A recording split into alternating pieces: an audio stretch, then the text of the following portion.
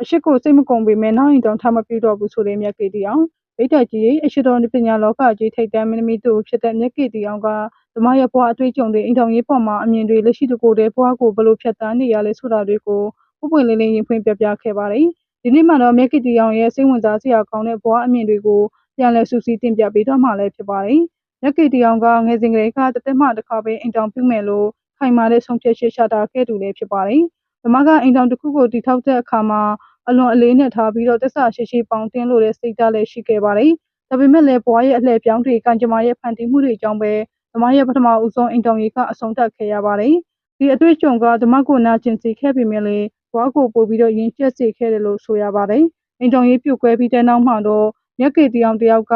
ဒီကိုယ်တည်းဘွားကိုရွေးချယ်ခဲ့ပါတယ်။အစာပိုင်းမှာတော့စိန်ခေါ်မှုတွေရှိခဲ့ပေမဲ့လည်းအခုချိန်မှာတော့ဓမ္မကသူ့ရဲ့လက်ရှိဘွားကိုအပြေဝကျဉ်းနေပြီးတော့ပျော်ရွှင်နေပြီလို့လည်းရင်ဖွင့်ခဲ့ပါတယ်။ဓမ္မကဘဒုကိုမှအစီရင်ခံစရာမလိုပဲနဲ့ဓမ္မရဲ့အချိန်တွေကိုဓမ္မစိတ်ကြအသုံးပြုနိုင်ခြင်းဖြင့်သူရဲ့ငွေကြေးတွေကိုသူ့ဆန္ဒအတိုင်းစီမံခန့်ခွဲနိုင်ခြင်းတို့ကြောင့်ပဲလွတ်လပ်မှုတွေကိုပြေဝခံစားနေရပါတယ်။အထူးသဖြင့်ဓမ္မရဲ့မောင်နှမတွေကိုထောက်ပံ့ကူညီပေးနိုင်ခြင်းကလည်းသူ့အတွက်တော့အကြီးမားဆုံးပျော်ရွှင်မှုတစ်ခုဖြစ်တယ်လို့လည်းဆိုရပါတယ်။အသက်54နှစ်အရွယ်ရောက်လာတဲ့အခါမှာတော့မြက်ကေတီအောင်ကစစ်ဆန်ရဲ့အသက်တစ်ခုကိုအစကနေပြန်စားဖို့ဆိုတာဘလောက်ပင်ပန်းပြီးတော့ခက်ခဲမယ်ဆိုတာကိုလက်တွေ့ကြကြမြင်ပါတယ်။လူတယောက်နဲ့တယောက်အစကနေပြန်လဲတည်ကျွမ်းအောင်လုပ်ရတာမိသားစုအသက်တွေနဲ့ပေါင်းစည်းရတာဘဝတစ်ခုကိုတူတူတိဆောက်ရတာတွေက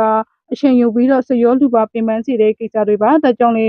သူကဒီလိုပင်ပန်းမှုတွေကိုထပ်ပြီးတော့မကြုံတွေ့ချင်တော့ဘူးလို့ပုံပွင့်လင်းလေးပြောကြားခဲ့ပါတယ်သူမအတွက်အခုချိန်မှာအရေးကြီးဆုံးကတော့စိတ်ငြိမ်ချမ်းမှုနဲ့ကိုယ်ပိုင်လွတ်လပ်မှုတွေပဲဖြစ်ပါတယ်မြက်ကေတီအောင်ကဒီနေ့ခေတ်ရဲ့အိမ်ထောင်ရေးပေါ်မှာဓမ္မရဲ့လက်တွေ့ကြကြအမြင်တွေကိုလည်းဝေမျှခဲ့ပါတယ်စီးပွားရေးဖိအားတွေနေ့စဉ်ဘဝရဲ့ဖိစီးမှုတွေလူမှုရေးပြဿနာတွေကပျော်ရွှင်တဲ့အိမ်ထောင်ရေးတစ်ခုကိုထိန်းသိမ်းဖို့အတွက်အခက်အခဲများစွာကိုဖန်တီးပေးနေတယ်လို့လည်းဓမ္မကယုံကြည်နေပါတယ်။ဒါကြောင့်လည်းလူအများစုအတွက်တကိုယ်တည်းနေထိုင်ခြင်းကပိုပြီးတော့ငြိမ်ချမ်းပြီးတော့လက်တွေ့ကျတဲ့ဘဝရွှေ့ရွှင်မှုတစ်ခုဖြစ်လာနိုင်တယ်လို့လည်းဓမ္မကသုံးသပ်ခဲ့ပါတယ်။အိမ်ထောင်ပြုခြင်းကမဖြစ်မနေလုပ်ရမယ့်ကိစ္စတစ်ခုမဟုတ်ဘဲနဲ့ကိုယ့်ရဲ့ပျော်ရွှင်မှုနဲ့ကိုက်ညီတဲ့ဘဝပုံစံကိုရွေးချယ်ခွင့်ရှိတယ်ဆိုတဲ့သဘောတရားကိုသူအလေးပေးပြောကြားခဲ့ပါတယ်။မြက်ကေတီအောင်ရဲ့ဘဝအမြင်တွေထဲမှာတော့အထင်ရှားဆုံးတစ်ခုက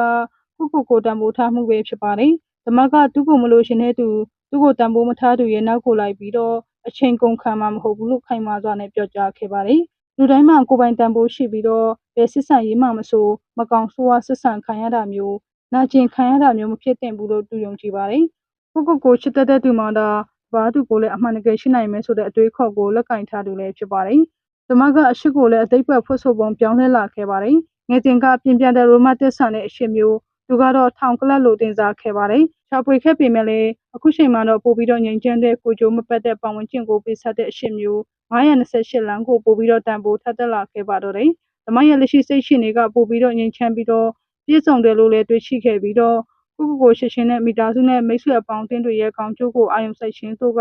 သူ့ရဲ့ဘဝကိုပို့ပြီးတော့အဓိပ္ပာယ်ပြည့်ဝစေခဲ့တယ်လို့ဆိုပါတယ်။ခြုံငုံပြောရရင်တော့မြက်ကေတီအောင်ရဲ့ဘဝအတွေ့အကြုံနဲ့အမြင်တွေကလည်းကိုဆွဲဆောင်နိုင်ဖို့ကိုယ်ပိုင်လွတ်လပ်မှုနဲ့ပျော်ရွှင်မှုတို့ကိုရိုးရာအိမ်ထောင်ရေးပေါင်းအပြင်မှာလည်းရှာတွေ့နိုင်တယ်ဆိုတဲ့ခိုင်မာတဲ့သတင်းစကားကိုပေးပို့နေပါတယ်။ဓမ္မက